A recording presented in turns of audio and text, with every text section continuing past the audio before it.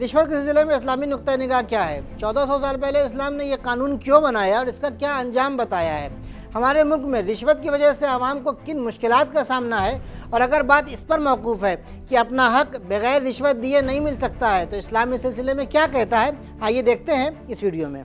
نقطہ نگاہ حوزہ علمیہ قم کی طلاب کی جانب سے نشر ہونے والا ایسا پروگرام ہے جس میں ہماری ہر بات مستند اور مستدل یعنی اوتھینٹک اور ریشنل ہوتی ہے، اور تمام پوائنٹس جو پیش کیے گئے ہیں ڈسکرپشن میں ان کے ریفرنسز موجود ہیں۔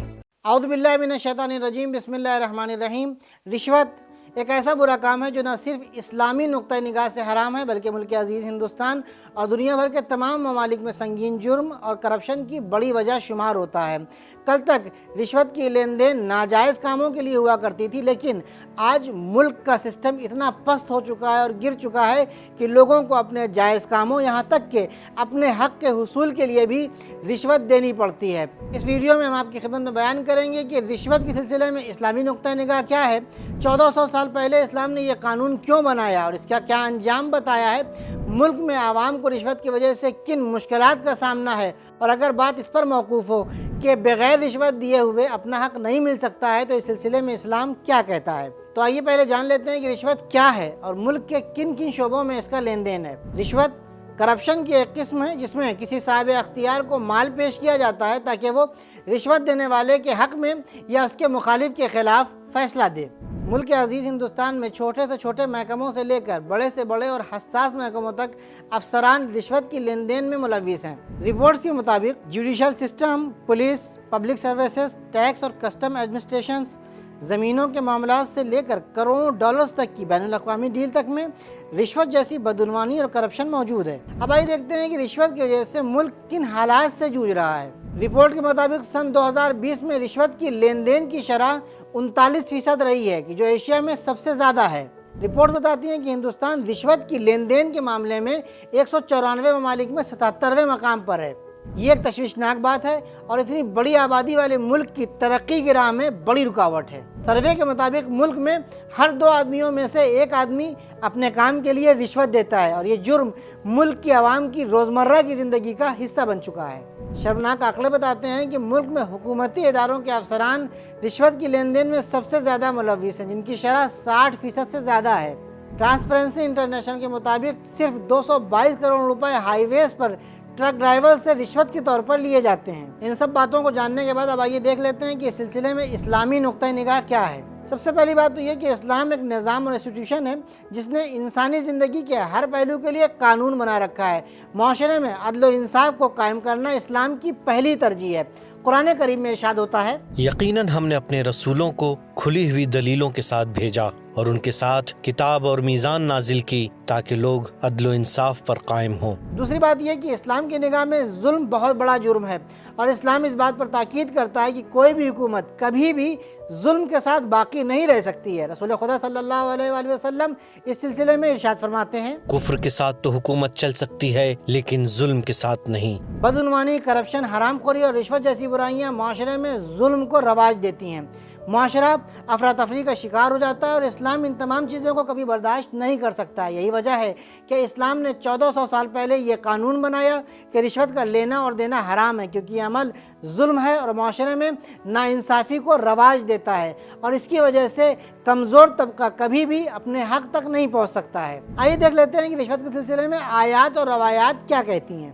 اسلامی نقطہ نگاہ سے رشوت کا لینا اور دینا دونوں ہی ناجائز عمل ہے، اس لیے کہ یہ حرام مال کے زمرے میں آتا ہے۔ قرآن کریم میں سلسلے میں ارشاد ہوتا ہے، اور تم آپس میں ایک دوسرے کا مال غلط طریقے سے نہ کھاؤ اور نہ ہی رشوت کے طور پر وہ مال اس غرض سے حکام تک پہنچاؤ تاکہ گناہ کے طور پر لوگوں کا کچھ مال تم بھی کھا سکو جبکہ تم جانتے ہو۔ اس کے علاوہ رسول خدا صلی اللہ علیہ وآلہ وسلم رشوت لینے اور دینے والوں کے سلسلے میں سخت لہجہ اختیار کرتے ہوئے فرماتے ہیں، رشوت لینے دینے سے بچو کیونکہ یہ کفر محض ہے۔ صاحب رشوت یعنی رشوت لینے اور دینے والا جنت کی خوشبو تک نہیں سونگھ پائے گا۔ رسول خدا صلی اللہ علیہ وآلہ وسلم کا یہ سخت لہجہ اور تاکید اس بات کی نشاندہی کرتے ہیں کہ اسلام کی نگاہ میں رشوت کتنا بڑا سنگین جرم ہے، اور اسلام کی نگاہ میں نہ صرف رشوت لینے اور دینے والے برے ہیں بلکہ اس برائی میں وہ شخص بھی برابر کا شریک ہے جو ان دونوں کے درمیان رابطہ اور واسطہ بنے۔ رسول خدا صلی اللہ علیہ وآلہ وسلم اس سلسلے میں ارشاد فرماتے ہیں،